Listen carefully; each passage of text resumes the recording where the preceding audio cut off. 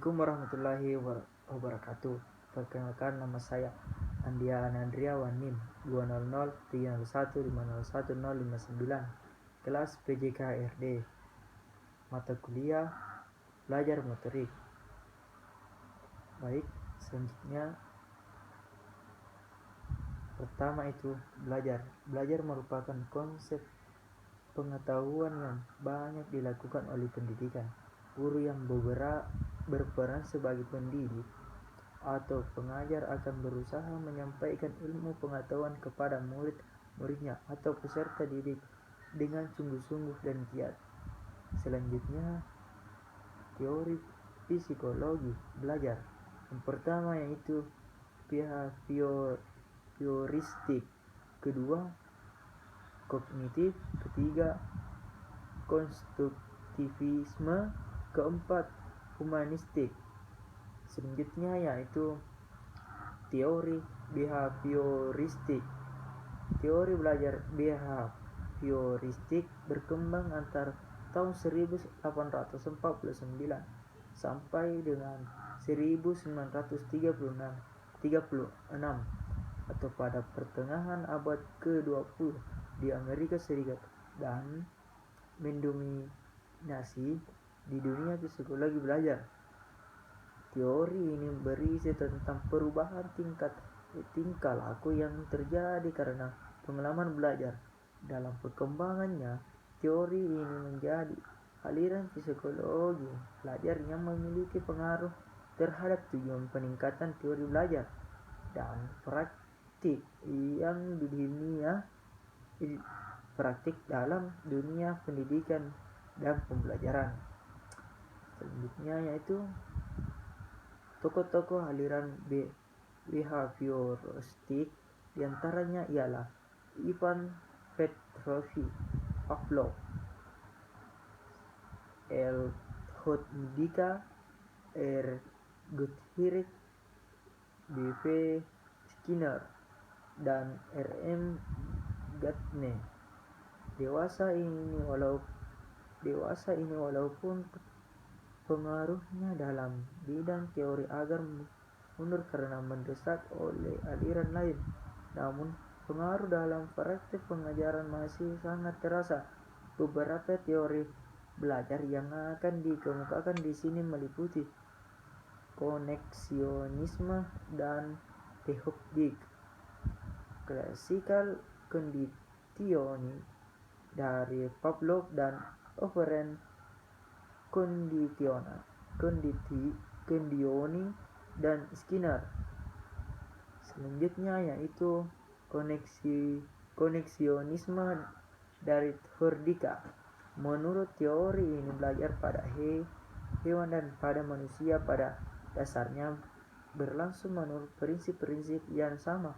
Dasar terjadinya belajar adalah terjadinya pembentukan asosiasi atau bond kognitif antaranya kesan panca indera atau sensi impresio dengan kecenderungan untuk bertindak atau impulse to action. Proses belajar itu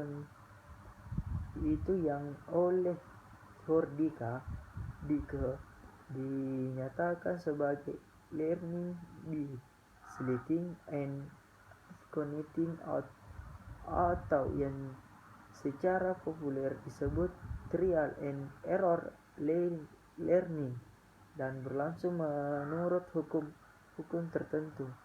Selanjutnya yaitu classical conditioning dari Pavlov. Eksperimen yang dilakukan Pavlov mengenai berfungsinya kelenjar ludah pada anjing merupakan contoh klasik mengenai bagaimana tingkah laku tertentu dapat dibentuk dengan pengaturan dan manipulasi lingkungan.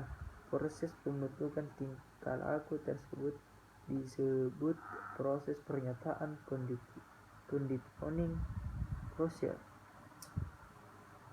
Selanjutnya yaitu operant conditioning dari Skinner.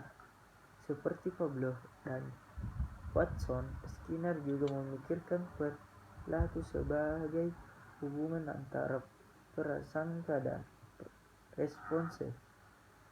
Teori ini dikembangkan dengan melakukan percobaan pada tikus yang dimasukkan kotak dan dipasang pengungkit, sehingga apabila pengungkit tersebut ditekan maka akan mengeluarkan makanan. Berdasarkan hasil percobaan tersebut, Skinner membedakan adanya dua macam respon, yaitu pertama response B, operant response. Selanjutnya itu teori kognitif. Teori kognitif ini muncul karena para ahli teori ini tidak dapat menerima ikatan stimulus response sebagai unit perilaku yang sangat memuaskan. Mereka menyangkal bahwa conditioning atau asosiasi mekanisme stimulus dan respon dapat dipakai untuk memahami perilaku manusia. Selanjutnya, berdasarkan teori belajar kognitif, belajar merupakan proses perubahan persepsi dan pemahaman. Dengan kata lain, belajar itu tidak harus berbicara tentang perubahan tingkah laku atau sikap yang bisa diamati. Selanjutnya yaitu setiap orang memiliki pengalaman dan pengetahuan yang berbeda dan tertata rapi dalam bentuk struktur kognitif. Pengalaman dan pengetahuan inilah yang membuat proses belajar mengajar akan berjalan dengan baik. Teori ini dikatakan dapat berjalan dengan baik ketika materi pelajaran yang baru bisa teradaptasi dengan struktur kognitif atau kemampuan yang dimiliki oleh siswa. Selanjutnya yaitu teori Gestalt. Teori ini dikembangkan oleh Kafka 1935, Kohler 1925 sampai 1947, 1969, dan Wertheimer 1945. Dalam percobaan, Kohler menggunakan simpanse dalam kandang dengan menempatkan dua buah tongkat yang dapat digunakan untuk mengoyak atau menusuk pisang yang berada di luar kandang. Menelitinya dan yang dilaksanakan aliran ini pada mulanya diarahkan pada pengamatan bentuk Gestalt. Selanjutnya yaitu dari hasil penelitian yang telah dilakukan maka ditemukan hukum-hukum sebagai berikut. Selanjutnya, pertama, hukum Pragnas atau penuh arti. 2. Hukum kesamaan atau law of similarity. 3. Hukum kedekatan atau law of proximity. 4. Hukum ketertutupan, law of closure. Selanjutnya yaitu B, teori medan dari Lewin.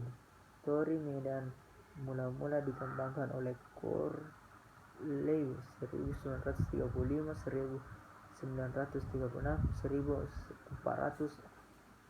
1942 berdasarkan teori prinsip-prinsip Gestalt yang telah dikemukakan di atas diakui berlakunya oleh Lewin.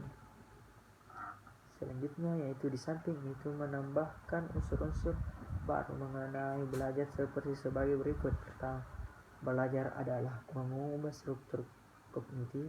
Kedua, peranan hadiah dan hukuman. 3. Masalah sukses dan gagal. 4. Taraf aspirasi. Baik, itulah hasil presentasi saya. Sekian dan terima kasih. Assalamualaikum warahmatullahi wabarakatuh. Selesai nih.